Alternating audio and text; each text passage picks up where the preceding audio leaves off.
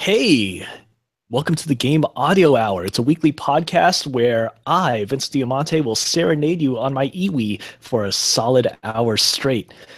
No, it's actually not that. It's actually a weekly podcast where we discuss all things game audio, from creative ideas to the latest techniques, project experiences to audio secrets. Here is where you'll find in-depth coverage and opinions related to game audio. And hey, Chase, how are you doing? Doing okay. It's 91 degrees. It's hot. I'm trying to cool down. Oh no! How you doing? It's a lot going on. 91 degrees. I'm so glad. Well, first of all, I'm really glad to be in the office right now because unlike over the weekend, the air conditioning is working. So very glad about that. I like working air conditioning. It's awesome. Yeah, I you're lucky. highly recommend it. Yeah, but once I go home, ooh, not looking forward to that. And the problem is, once I get home, I open the door, I open the windows. All right, got to get some air flowing through this place. And then at 4 o'clock in the morning, it becomes incredibly chilly. Ah, jeez. It's so frustrating. I love it. I don't have any AC in here, so Yeah, I feel your pain. yeah. Well, I guess we really shouldn't be complaining too much, especially with some of the stuff that's been happening on the other side of the country. Yeah, you've got Hurricane Irma currently making the rounds in Florida. It seems, thankfully, that it hasn't done too much. Well, it's certainly done damage, but I think also because of how people looked at the previous hurricane and what happened in Houston, that people decided to actually take some caution and be very, very cautious. And it sounds like that there is a very limited loss of life. So I guess that's a good thing. If ever you can say that there's anything good coming out of a devastating hurricane. But, there's a lot of crazy stuff happening, and, Florida, hopefully you're doing okay. Thoughts are with you. Absolutely. So let's try to get back to the topic for the hour, which is, of course, game audio. Lots of stuff happening, lots of fun stuff. We actually had a question that came right before this episode. It was a tweet at us from Daniel. Daniel, who actually won our iZotope contest last month. He actually was asking us to talk a little bit about procedural and generative music and some of the things that we do. Yeah, our up-to-date approach about how we do that type of music. It's pretty interesting. Thank you for the question, Daniel. Really appreciate it. Yeah. It's kind of tough because I actually don't consider myself very up-to-date on that. I do my thing, and my thing is very much, I like interactive music. I mess around a lot with interactive music, but it's I'm not exactly up to date on what's the latest when it comes to the techniques that middlewares actually afford music composers these days. My way has always been, okay, I'm going to do some code, I'm going to write some music, I'll maybe mock up some things in pure data and then try to see if I can make a version of that thing work in code. And all right, cool. But it's been a while since I've done any sort of serious generative music using modern middleware tools. Like I actually don't even use Wise or Fmod Studio. I'm kind of ashamed to say. No, don't be ashamed. I've done some generative code directly into OpenAL on a couple of projects.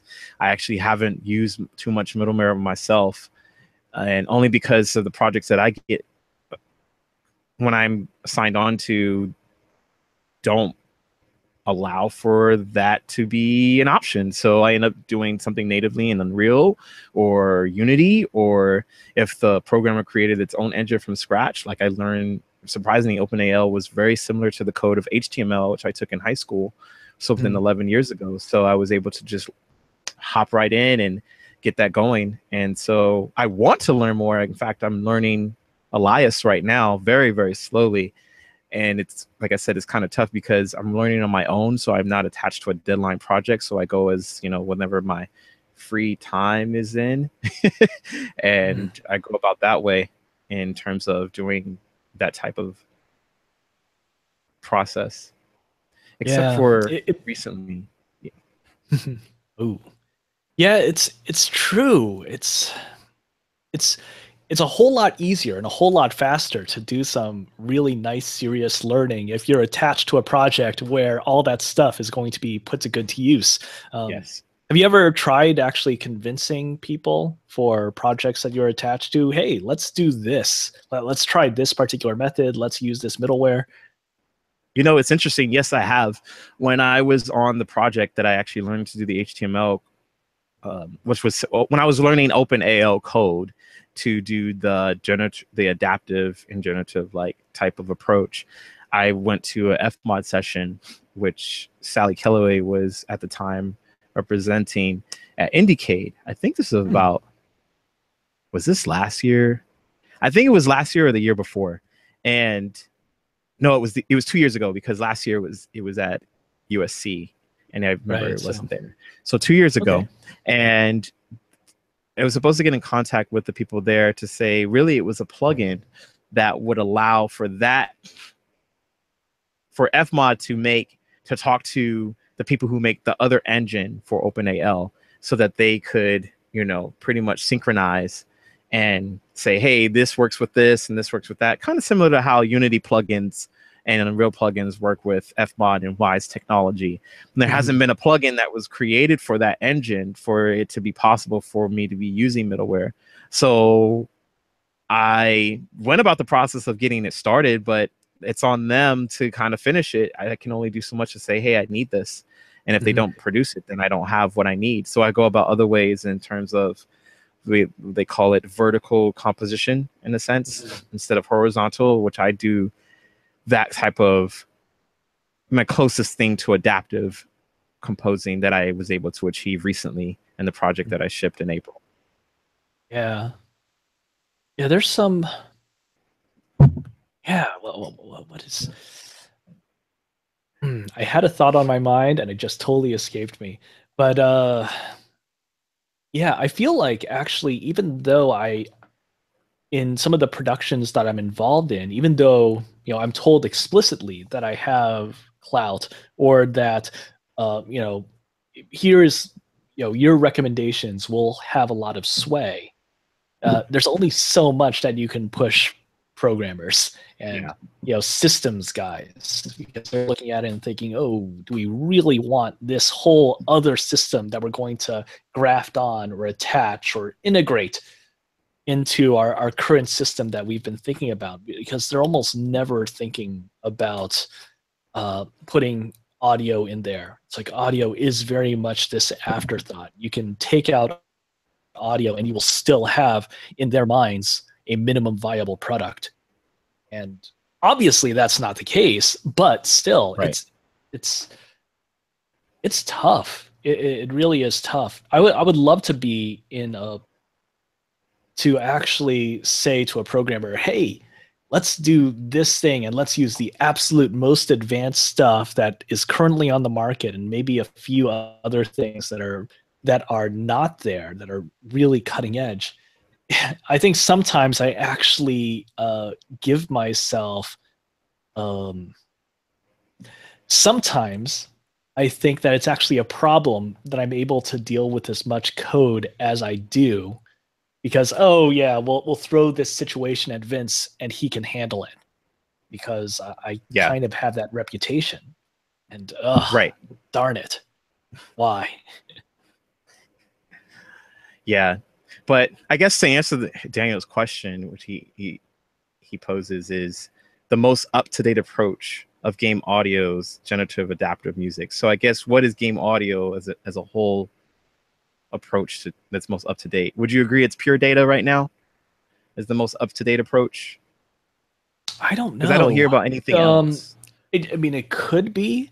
I think one of the nice things about it is that pure data now integrates almost trivially easily with Unity in a way that you didn't previously. Now you'd be like, okay, you want to do something really advanced, something that is almost low-level code. Doing that, except instead of graphics, you're doing it with music, you're doing it with wave files, you're doing all sorts of cool stuff, and it actually works in Unity just by virtue of having some plugins in there. And I would say that is probably the most powerful thing that you've got. Yeah. I would say that too. Oh, go on. No, go on. So I was thinking the first things that come to mind for me are Wise and Pure Data, because I went to GDC earlier this year and I saw some generative type of demonstration going on there with the Wise booth. Fmod, I know that they can do it, learning, and I know that it is possible. I just haven't learned it yet. Can't forget about Fabric, but I'm not too familiar with that one.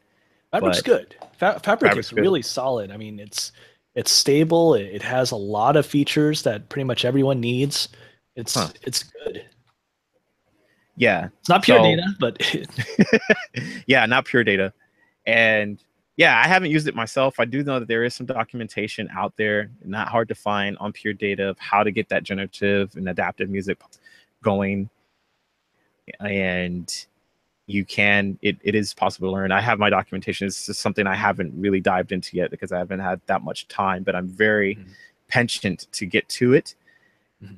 And the only thing I can think of is like my approach that I did, like I said, was the vertical composition that was closest to programming, working with the programmer to get it to be as adaptive as possible. And it was pretty successful. So yeah, that's it, I would say. Like, if there's anything else other people want to let us know, we'd be happy to know too.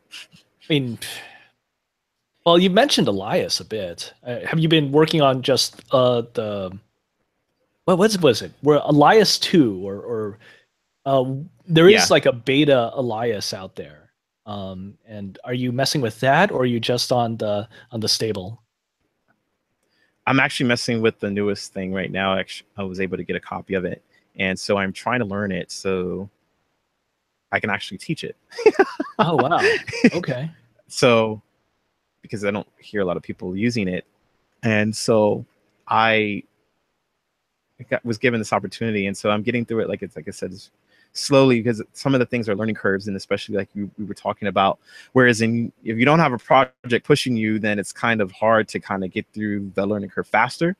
So what I'm doing is I'm taking a different approach of pretending like I'm on one project that I really wanted and applying that mindset to help me get through it further. Cool. Pretending I'm on a project that I don't have. Yeah, I mean that's what you got to do. You gotta take on that mindset and then move forward that way. Yeah, it's pretty good though so far. I'm hoping to go to Game Sound Con on my birthday this year. And oh, hey, yeah, I've been hearing the notices there. Yeah, seeing the emails, and yeah, Game Sound Con is happening. Same place. I think it's LA. It's still at the Biltmore Hotel there. Yep. I'm hoping to make my way there as well. I was really busy unfortunately, that last weekend last year. But maybe I'll see you over there this time around. Yeah, I'm actually only going to be there the day of my birthday. Not by choice, but because of my schedule. Like, I've got to show up at least once, so I'll probably be there on the 8th. Oh, that's cool. That's cool.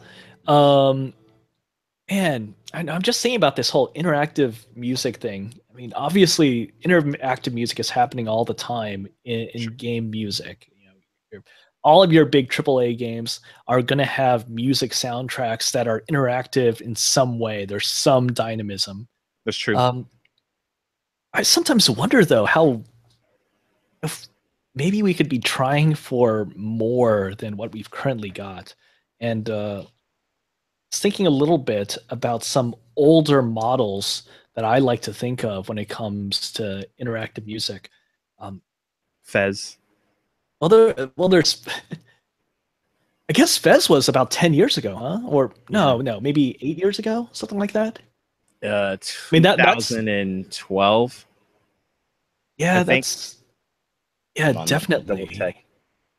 What about even beyond video games? So Yes, are I'm you on the money. 2012. So, well, man, yeah, I think that is about right. What about are you a John Zorn guy? Actually, not too familiar with him. Small caveat: I am horrible with musician names. I'm just gonna put that out there. You can ridicule me now. I know I'm a musician, but I just can't store every freaking person's name like that out there. There's some names I know and some names I don't. So my ignorance is totally out there right now. I apologize. Please educate me, It's enlighten me. cool. Who is John? I mean, John Zorn is hardly Mozart or Wagner or Holst or even like your minor guys like Alkan. For some reason, Alkan came up, and I had to rail against him because I'm just not an Alkan fan. I don't know who it You is. want to listen to uh, romantic French composers that are nowhere near as good as Chopin and are just have sort of insipid virtuosity attached to it. You know, you could listen to Alkan, but I'm not having it. Not today, Anyways, not ever. no. So John Zorn is pretty cool. He's a music composer, but he's actually known for game music and specifically game pieces. A lot of bits of games, uh, a lot of compositions that were made in the form of game rule sets that he would give to ensembles, and they would perform those rules, musical rules. Like, hey, here's a theme. Do this with the theme. You know, watch the conductor, and the conductor is going to put up a sign. And based on the sign, someone else is going to come in. And if he comes in late, then do something else. And yeah, he wrote game music.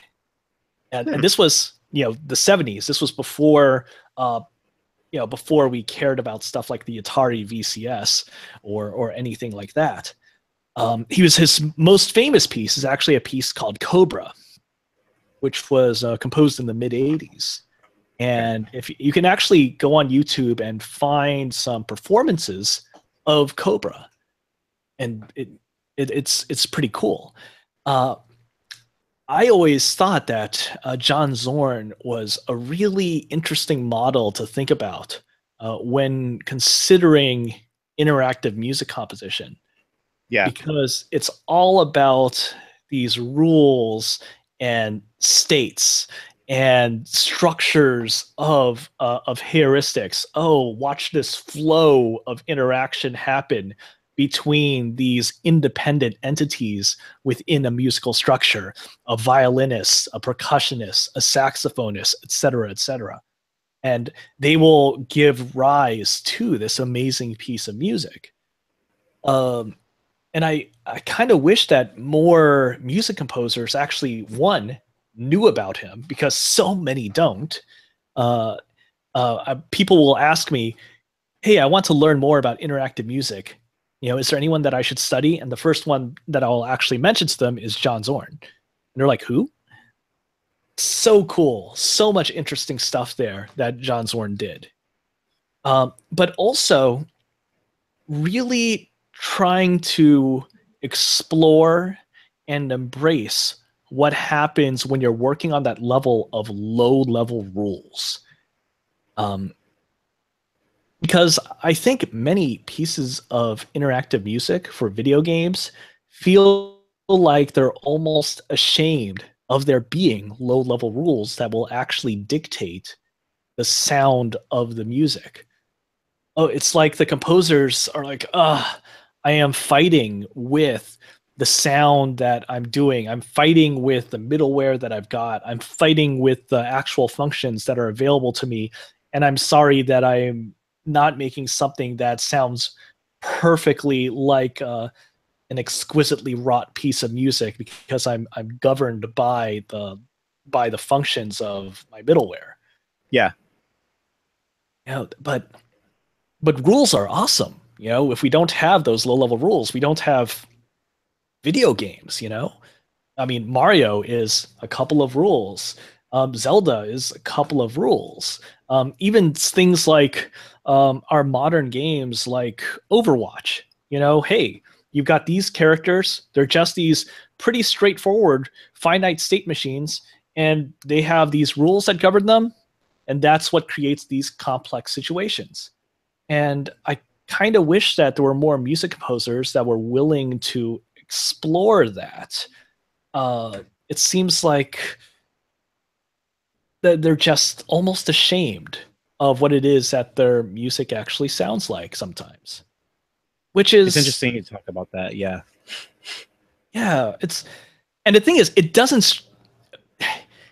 it wouldn't bug me so much if they didn't just go all the way out and make interactive music that was really trying to be this really truly perfectly raw thing. And I'm actually thinking about something like Miles Davis, because Miles Davis actually did a little bit of dynamic music composition.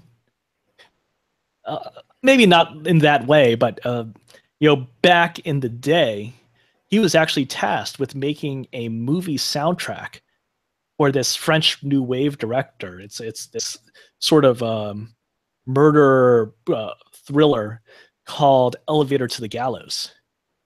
And Miles Davis basically just scored the film by watching the film, and you're like, oh, this is what this situation is going to sound like, and then just performing it. Hey, he would have the movie just playing in front of him, and he would be doing improvisation with his quartet while the film was playing in front of him. You're like, okay, cool. Just actually breaking it down, being like, this is what the film is actually truly comprised of, and making music for that. And I feel, again, like many music composers out there making video game music aren't actually going through that process. They are going through that process of, here's what Elias gives me, and I am going to do this. Or here are the functions that the video game is going to give me. Here are some states that the video game is going to give me. They're going to trigger parameters, and that's how I'm actually going to make the music. But are they actually making music that's truly for the meaningful, high level, this is what the game is truly about? No? I concur with you a lot. You make a lot of great points. Interesting that you were talking about, number one, the thing that I'm going to remember most is about rules.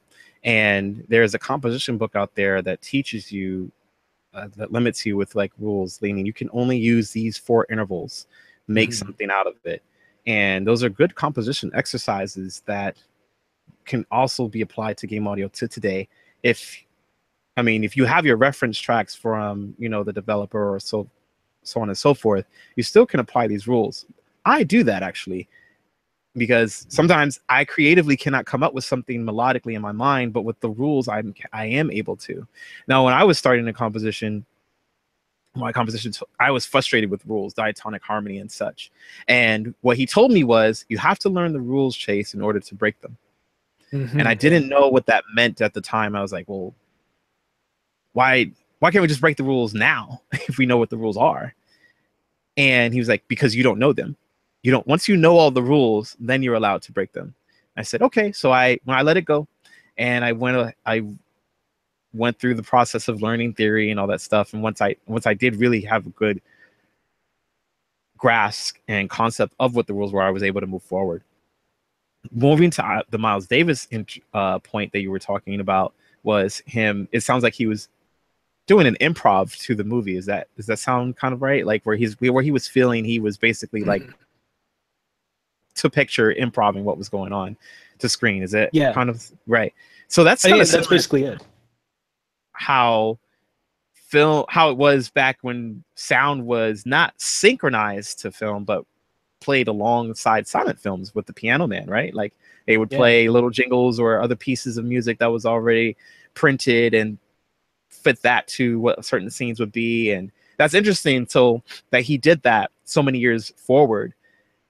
I would love to actually see that happen again with film music and such. And it's interesting because if I get tasked with a film project, here's a secret. That's the only way I can do it too, because I'm not good at writing film music because I only write game music. So if I need to get through something, I literally sit down and improv the entire way. And 99% of the time, those end up being the better cues and the ones I actually sit down and write and think about, because it came instantaneously. Oops, I hit the mic there. It came instantaneously to me, and I don't have to think too hard, and I know the rules like you mentioned, but I'm also breaking some rules at the same time. So I totally love those techniques. I think more game composers should use them if they can. And I think, actually, to be honest, I don't know if you've done this, Vince, but when I was reading in the game audiobook, Aaron Marks mentioned that sometimes to get through that, you just press record and just play and just see what comes to you. So maybe you have the EWI and you're jamming out, and you just press record, and whatever is coming to you just comes out. And next thing you know, you have 3 minutes of music. Next thing you know, you have 7 minutes of music. And you're like, wow, all you have to go back is refine it, because everything's done. You don't have to sit there and meticulously go through the process of how does this go and where's the big picture, because it all just came out of you. And now you're getting through an efficiency process. And I find personally that that's been way better to tackle on deadlines. Oh yeah. Yeah, you just got to make stuff. Right. Yeah. So yeah, that's really great. Yeah. I don't know, there's something though with Miles Davis. When he was watching the film, that's what he was doing. He was watching the film. I wonder how many game music composers are playing the game. And even if they are playing the game, how are they actually really playing the game?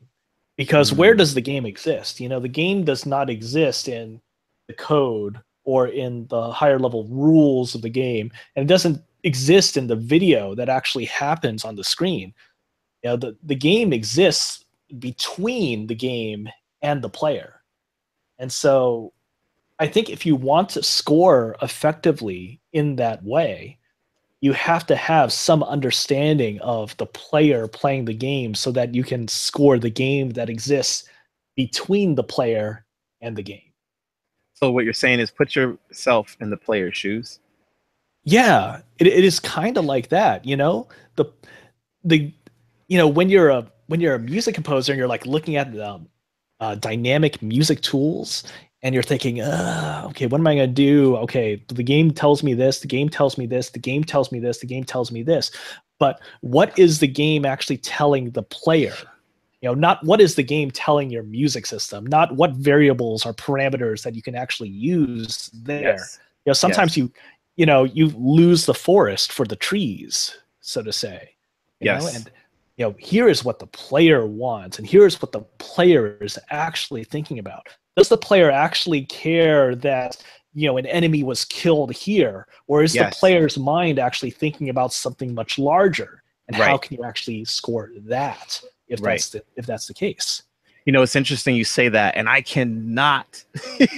I preach this so much to people, and people who already know me talk about this as when I've done interviews and such. It's like, play the games. If you were going to do a film composer, you'd watch the movies, because you'd know why certain movies have certain entrances for music and exiting for music if it's spotted well. And I think games, in the terms of like spotting, comes from, like you said, putting yourself in the player's perspective. If you're coming at it from a composer perspective, I personally think you're doing it wrong, because you're supposed to be playing the game to understand what the game is. If you can play it. If you can't play it, reading the game design document over and over, or discussing ideas with the development team, because that is essentially, the game is going to change over time, but the foundation of something is there. And when you play, if you're getting started, what I do is, like, I play different games that I feel are going to be similar to that. And then I listen to how the music is, number one, implemented. Number two is scored. Implemented is number one, because again, that's kind of like similar to spotting. Where is it entering? Where is it exiting? Where is it entering? Where is the dynamics? What are the triggers that are going on? And then I'm listening to how is it compositionally going on. Like, something I haven't talked about is when I was playing Spire earlier in the year. the music loops. It doesn't loop seamlessly though. And I was wondering why Insomniac took that approach. It loops 3 times for the same track, and then it plays a different track that either is from a different level or a different world or a variation of that. And it does not loop seamlessly. And I asked myself, why does it do that? Why does it not loop seamlessly? Because that, as a player, I'm playing this, it breaks away something from me. I was like, oh, the music stopped. Why did that happen? It's kind of like, do I like that? Do I not like that? And then you start thinking about design ideas, right? And so now you're entering a different world and you're seeing what works and what doesn't work. And that's why I keep saying, like, composers should play games if they make the time to play, because I think it will make better game composers in that regard when they're making the music. And you can only learn from that. It's like you said, if we're going backwards and we're talking about Mr. Zorn, he was talking about those limitations were such, and those older systems have those limitations, which we kind of don't even have anymore, right? Like these systems now are emulated to rock on the biggest computers that can run Oculus. So we don't have that type of limitations anymore with those sound chips that can only do 4 to 6 channels and MIDI up to 127 and so on and so forth. Oh man, it's weird, but we can learn so much. And I think by using some of those techniques of playing those older games and asking those questions, not just the cliche ones, but some of even the obscure one, right? We were playing last time, Martian Gothic unification. That music doesn't happen right away. It's very quiet. And only at certain parts you enter a room, does the music start. Gee, I wonder why it's implemented that way. Could it be for a story effect? Could it be for different reasons of something foreshadowing a action that's going to happen? There are different questions you should be asking yourself to apply to your own projects and how you can go forward, because that's what's going to make it better. Yep. Ah, man. It's funny you were mentioning those older systems, and I gotta admit, I have a little bit of nostalgia for those things. Yeah. I was actually thinking about what is it? Impact Soundworks. A while back, I think about a year ago, they actually released a library called Super Audio Cart. And I actually picked it up, and there was some really cool stuff. It's like, it's sort of like a Super Nintendo sound font, some Sega Genesis style FM synths, some NES style sounds as well, some other stuff from that era. Like I think they actually did like CPC, Amstrad, stuff like that. Yeah. And it was actually pretty cool. I had some fun actually playing with that. And they actually just released a new Super Audio Cart called Super Audio Cart PC. Yes. I haven't picked it up, but have you been able to play around with that, Chase? I haven't picked it up either, but I did listen to the demos, and the demos I feel kind of give you an idea of what you can do with it based off of the people that that write for those. And it was very interesting. I didn't feel, I don't know what era of PC it was talking about. I did see like a Commodore 64 piece written, and I thought that was pretty cool. But the other stuff, I just was like, this doesn't sound too different. It sounds good, but it doesn't sound like, how can I say this? It's tough because it's PCs. It's really hard, right? Like, okay, so here's an example. Creative Labs, right? Are they using chips from like Creative Labs type of technology to make that type of stuff? Because the Commodore 64, the Atari ST, correct me if I'm wrong, my memory is really bad sometimes, but that was a computer one, correct? Yeah. Was it? Please say yes. Because because guess what I have in my hand right here? I have an Atari ST memory RAM chip. Yeah. Not a DIM card, it's a SIM. This is a SIM? It is a SIM. It's like before you had DIMMs, you had SIMs. Yeah, great. SIM memory chip. It's pretty cool. Oh man. So yeah, I mean, it sounded good, but not totally convinced yet. Let me read this list. You got hey man, Amiga track. Wait a minute, the Pokey? Huh. I mean, I think of the Pokey as being from the Atari VCS, but I guess you could say it was also in the Atari 800 and those other Atari PCs. The MSX computer, very Okay. popular in Japan, not so Yeah. much in America. Commodore 64, AdLib, so Hmm. basically Yamaha FM synth, Aegis, which I'm honestly not familiar with, and this was a weird one, Wingroove. Do you remember Wingroove?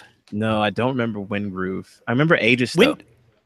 Win Wingroove was a MIDI player for Windows. This was before Windows XP, before Windows 2000, for Windows 98 95. even.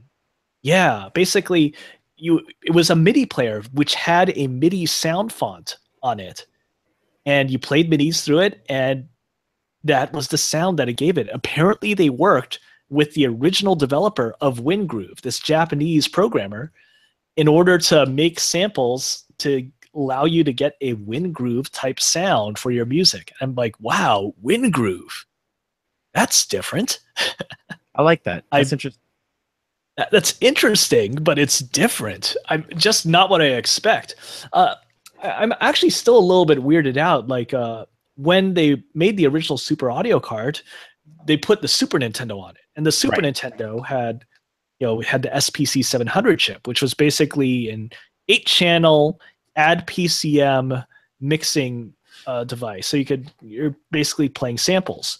It's Right. like, is this really appropriate for a virtual instrument like this? And I guess it gave you an interesting sound, but it didn't. It felt almost like cheating. It's not really the sound of the computer so much the sound of what these theoretical samples would be through a Super Nintendo.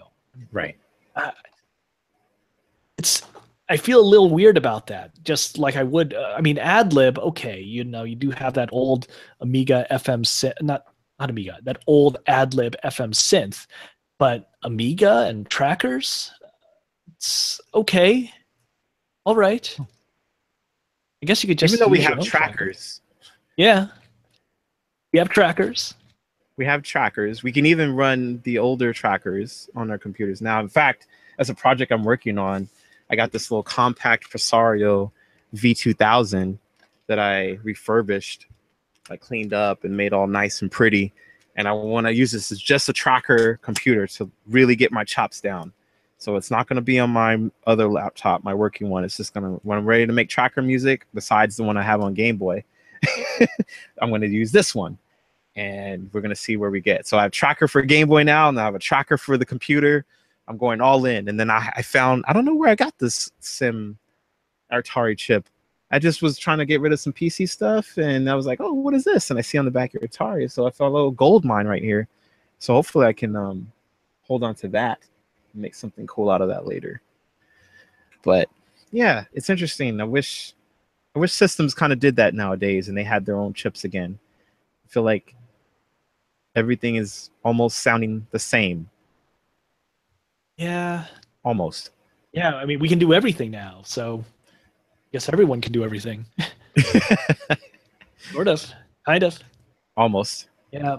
I like that. I like the fact that we got all this hardware, all this software, and it's so much more accessible now. And it's amazing how much power that one has for so cheap these days.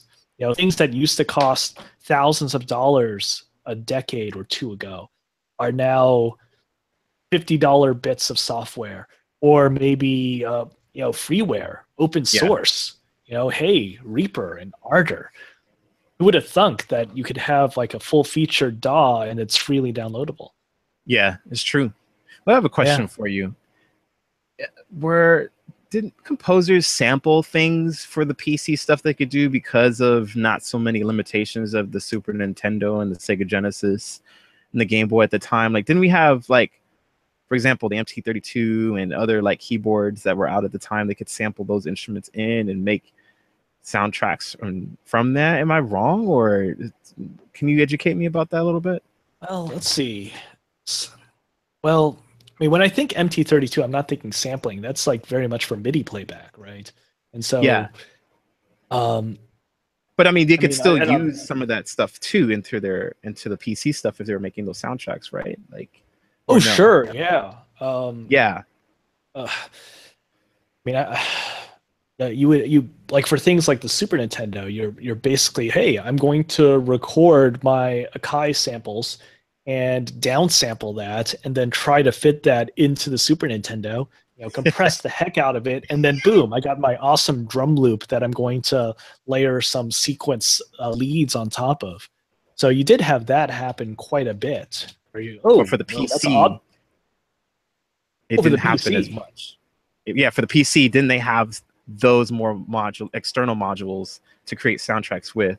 I'm kind of getting to the like, okay, so with the Super Audio Card PC, you mentioned like it has the Amiga and the GSN Windgroove, but I was thinking, well, PC music, if they have those external modules, then it was slightly a little bit easier to kind of create those sound fonts externally that you maybe have got from Nice Beats or from what are the older ones? I know Roland had some, and yeah, like the sound canvas. Yes, exactly.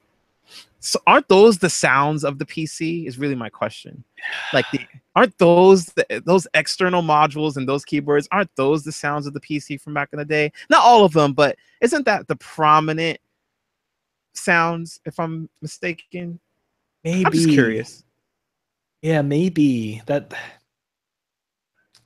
Well, I mean, when you were making all those PC games back then, you always had to support all those standards, right? You had the Gravis ultrasound that everyone seemed to support, even though hardly anyone had a Gravis ultrasound. You had the Sound Blaster 16. You had the Creative Labs AW32, had AdLib Gold, and actually a whole lot of guys, what they would do is just say, well, let's do AdLib, because at least all those things, they'll support AdLib.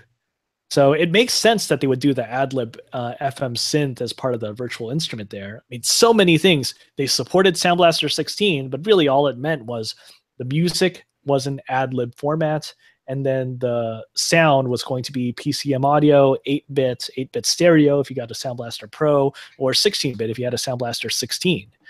So, I mean, AdLib makes sense, but I'm not sure about these other ones, though. Yeah. I think that's really what my ears were going for. I think that's why my ears were like, oh, I'm not sure. It's cool. It's really awesome that they made it. I'm still like, I'm semi-ambivalent. Yeah, it's interesting. But the thing is, I think even if that's weird, it's still going to be a ridiculously great tool because they know how to make really good instruments. They're absolutely. When it comes to contact scripting, Impact Soundworks is top notch. Yeah, they're just so good with that. Yeah, I mean, one of the reasons I like Super Audio Card is not so much that it's really good at doing the sound of those 80s and 90s and consoles. It's the fact that it's so easy to control and, oh, okay, I'm going to map these CCs here and there. I've got this sound that I want, and it's not just about the notes, it's about the shape of the music, and it sounds great. So, yeah, I'm a big fan of Impact Soundworks, even if hey, Super Audio Cart PC, I'm not sure if that's really perfectly what I want when it comes to the PC game sound. Yeah, I'm right there with you. Yeah. But hey, I mean, we are really spoiled to have all this software available to us and to be discriminating like this. Oh, I don't want this, $50, $100 virtual instrument because it's not absolutely perfectly what I want. I mean, it's so nice. Got to give a shout out to our sponsor, iZotope. iZotope, they've been hitting it out of the park too. They've been doing some really awesome stuff in the software world, of course, because our RX6 is great. We've been giving away all sorts of cool software like Break Tweaker. iZotope, you're fantastic, and you continue to save my butt. No, seriously. Last week, iZotope D-Reverb. My God, that's magic. D-Reverb, that module is just magic. I don't know how they do it. I just had to do it all of a sudden because one of my friends was saying, we thought we had this covered. We recorded some dialogue in a place that ended up being extremely boomy, extremely reverby, and it cannot sound reverby. So honestly, I spent 3 minutes through the D reverb module on this sound, and he was saying, "What sort of magic did you do? It sounds like it was recorded in a sound booth now. It's amazing." So, iZotope, it's literally sound magic. Wow, you guys are amazing. Yeah, they're another one that's setting the standard of audio plugins out there, and definitely making it worth your penny if you can afford it. I've only heard of Deverb, and that one did okay. So I'd like to afford D Reverb one day and see how that goes. Did I say D Reverb? I think I did mean D Verb. Oh wait, well iZotope does D Reverb. Yes. Yeah. iZotope D Reverb. Yeah. Now I'm actually questioning myself. Is it called D? Yeah, it's D Reverb. Yeah. D Reverb is magic. Yeah, it is so good. But don't let me confuse you. There's another plugin called Deverb, so that's supposed to do the same thing, and maybe I don't know how it compares, but yeah. Deverb is great. Yes. iZotope they're doing some interesting things actually.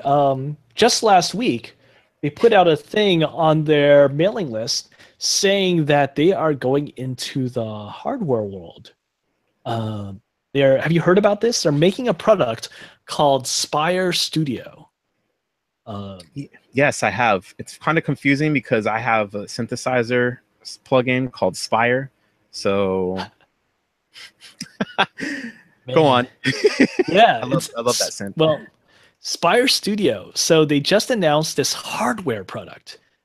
They have a website. It says spire.live.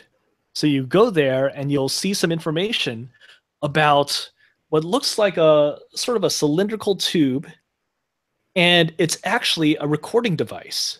You can plug in 2 XLRs.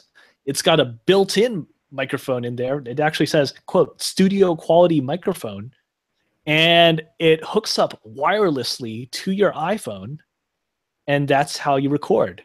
I guess it's targeted at with that sort of size device, I guess it's really targeted at the sort of singer-songwriter crowd. Hey, I want a quick way of recording, quick way of sketching my music.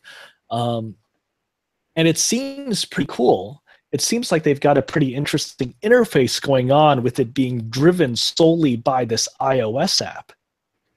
I'm looking forward to that, even though I don't actually have an iPhone. But it seems pretty cool.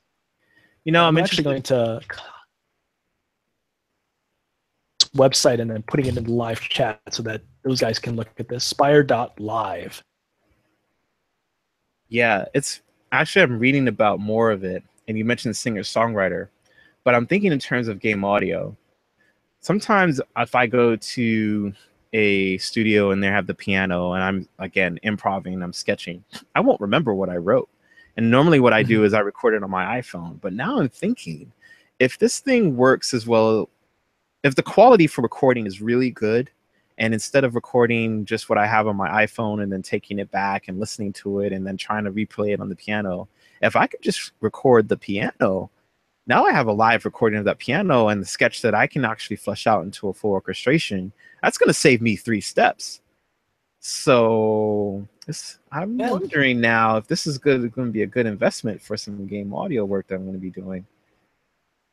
Yeah, I wonder. It's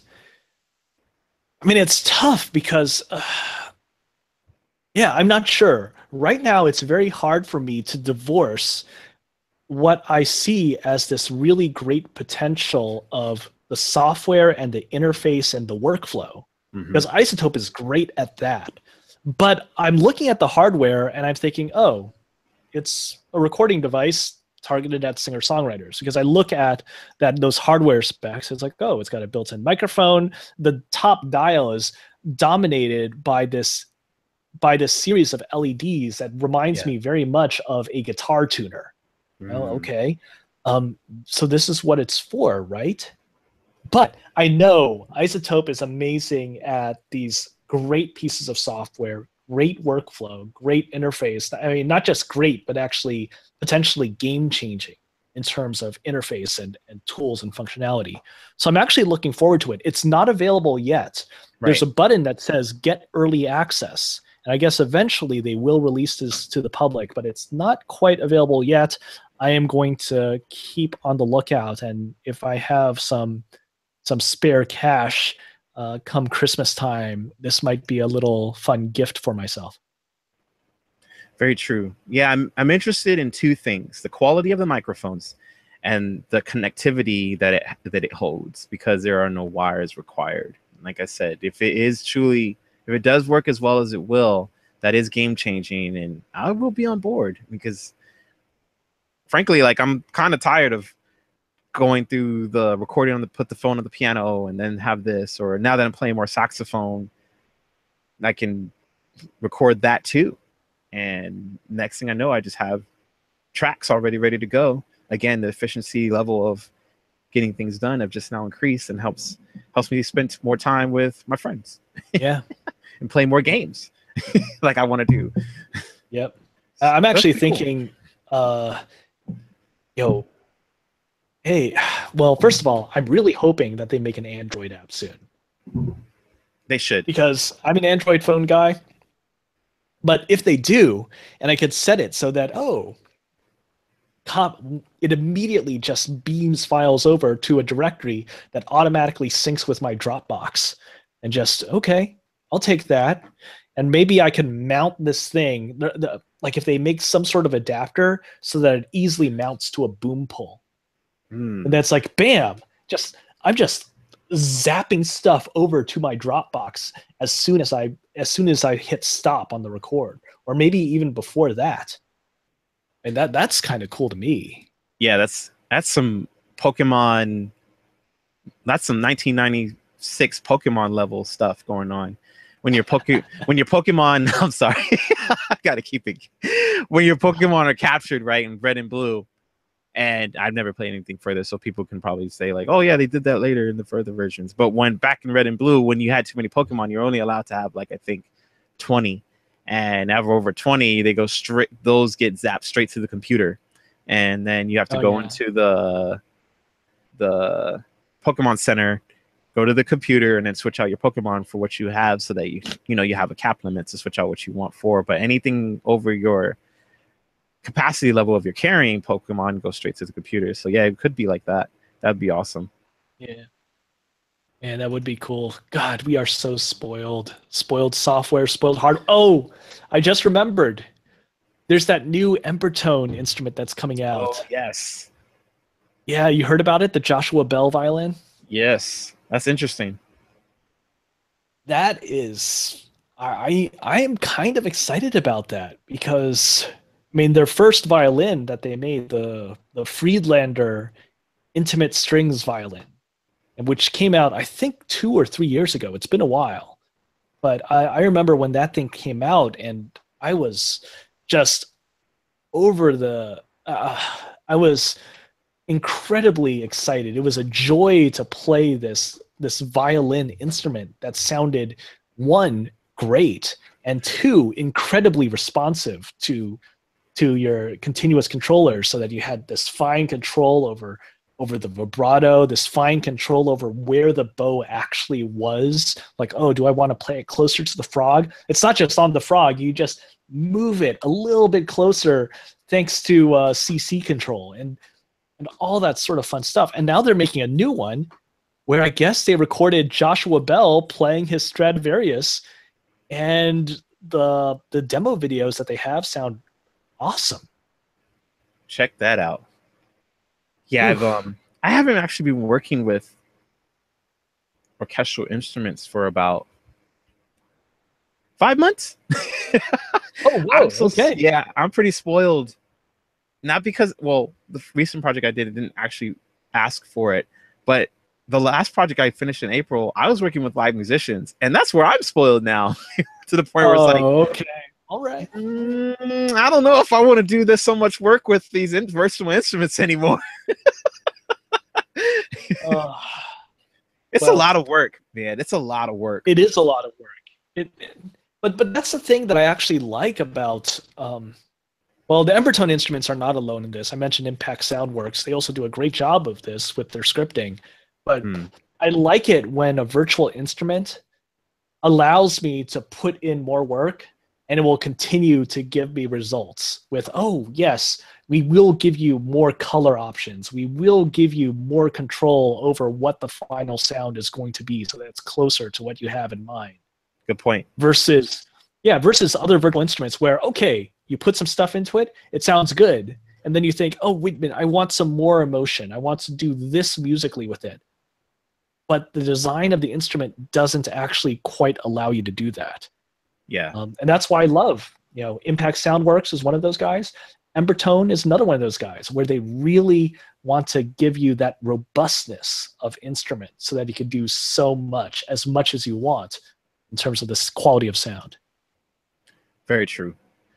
Absolutely true. It's a blessing that we have them, right? Thank you. Thank you for making those products and those libraries. It's nice.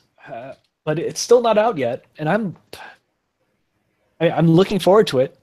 There are actually a couple of people that have been saying that they're a little bit worried actually about the Joshua Bell instrument. Really? Because it does rely a little bit more on key switches as opposed to CCs, at least based on the demo videos that they've actually shown. It feels like, oh, you do want to use all these key switches for different techniques, playing, totally slurred, playing détaché, playing martelé, playing ricochet, just all these different types of bowing that you can use. And I guess I could also be worried about that too. I like to use an iwi, which means I can't play more than one note at a time. So I like being very CC focused. I guess that there are other people out there that are also CC focused because they've been doing YouTube comments saying, well, seems like it's much more focused on these distinct states that you have to switch using keys compared to the previous intimate strings instruments that Embertone has released in the past. So we'll see. I'm still pretty confident that's going to be a really, really good sounding instrument and a really fun one to control. Yeah, hopefully right now, it's like you said, it comes down to the functionality, and you being very rooted in the MIDI realm. I understand exactly what you mean by it, like being awesome with the CC and playing the EWI and such like that. Key switches, I think, are more, they're not word modern, but more easily accessible in the sense. Whereas in you just hit something, go on and go forth. Now, it would be cool if they catered to both, but that means that would be more of a time they have to rescript things and probably set a later release date. However, if they're listening to the audience and they have the best of both worlds, they make more money, I think, in a business sense of it. But yeah, that approach would be really cool. I actually have a CC approach as well, which would be a little bit more easy for me. I don't remember using key switches so much. And when I do, I'm lost because when you're, again, like what we're talking about with the libraries, when you're layering these string libraries, different key switches and CCs happen, and now you're like, what's going on? That could mess up template flow. And I mean, we're getting into deep waters here and such for probably a different topic at another time. But overall, I do understand where you're coming from. Yeah, it can be annoying when you do the key switches that you think are right, but it turns out no, it's for that other string library. But that's all right. Again, we're spoiled. There's so much good stuff. It's nice. It's nice. These are nice problems to have. The fact that we have so many options available to us, and they're all really high quality now. Yeah, functionality and high quality is definitely key right now. Yeah. Oh, wow. Well, that's actually been an hour. It's 7:02. Cool. We did it again. Yeah, 702. Also one of my favorite R&B groups from the mid-90s. Hey, I know them. Yeah. so named because they were from Vegas, area code 702. Anyways, oh my God. What are you playing, Vince? What are you playing before I let you go? Oh man, what am I playing? I actually had some fun playing Bomberman for Switch. Oh, cool. Yeah, so yeah, I got another set of controllers. Did some 4-player Bomberman. Um, there was this whole thing about how when Bomberman first came out for the Nintendo Switch, it wasn't very good. But then they actually patched it to be good. They patched it to, well, they changed the way that it rendered, so it renders at a slightly lower resolution. But now the frame rate's solid, which is incredibly important in a fast-paced game like Bomberman. Right. And now, as a multiplayer game, it's a really fun game. So I was able to play some 4-player Bomberman, and that was actually really fun and frantic. And wow, I'm a big fan of those classic games, or at least classic game styles in modern packages. Check that out. I've actually never played Bomberman, so I hope to play one day. It's on my playlist of lists of things to play, list of games to play. Wait, actually, I played Bomberman 64 a long time ago. That doesn't even count. Bomberman 64 is not a valid Bomberman game. No I way. played a Bomberman though, so I've been semi. I mean, that's like saying, you know, you played Mario Teaches Typing, therefore you are familiar with Mario. With Mario games. Oh man. Okay, hold on. All right, I'll give you a chance to redeem yourself. What are you playing these days? Oh boy. Well, I was playing Martian Gothic Unification, and I'm still slowly working my way through that. But I'm also still playing Breath of the Wild because I'm almost done. Oh, nice. And nice. Yep, I bought the strategy guide, I think last month, and now I'm just having really good time because now I know where I'm going. I don't have to like totally wander. I don't totally cheat. I kind of look at it, and the guide isn't written too well, even though they work with the developers. So it's like I just see where it is, and I just go explore. I just want to be sent that way. I don't want to like spend 20 more hours looking for something that I know I could never find. So it's like I just kind of want to be pointed in the right direction so I can finish it leisurely at that point. Now it's a little bit more fun again. I could beat the game tonight if I wanted to. I completed most of the main quests. Now I'm just doing side quests and shrine quests and Korok quests, and I'm just having fun. It's more of like a veg out considering everything else, that all the mayhem and the maelstroms that are going on around me. Yeah. So yeah, that's what I'm playing right now, I would say. I know there's a new game that I'm going to be pensioned to play soon, and that's going to come out next month. So I might be switching over. I think that's why I need to hurry up and finish. Okay, yeah. I am not finishing Breath of the Wild anytime soon. I mean, I've already got a put long in way to something go. like, yeah, that's the problem. The thing is, I've already put in like 40, 50 hours. I know that. Yeah. But I'm nowhere near because I just keep on riding along on my horse and just checking out all these places and wandering. I don't feel any pressure to just actually beat the game. It's fun to just wander that world, which I guess is a good thing, right? Nintendo, I mean, it's an awesome game. Awesome game. It is. It is indeed.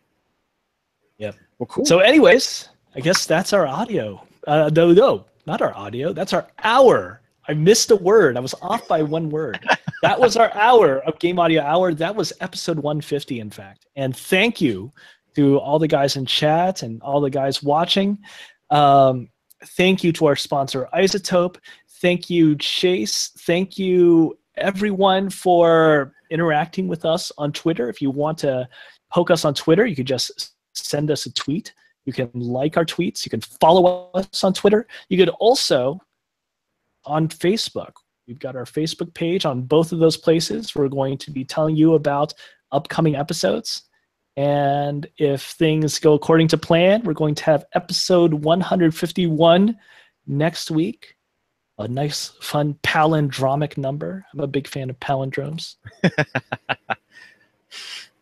Those are cool. I can't believe it's been 150 episodes already. Congratulations. Yes. Thank you for all the knowledge and cool topics that you bring to the show and iwi performances.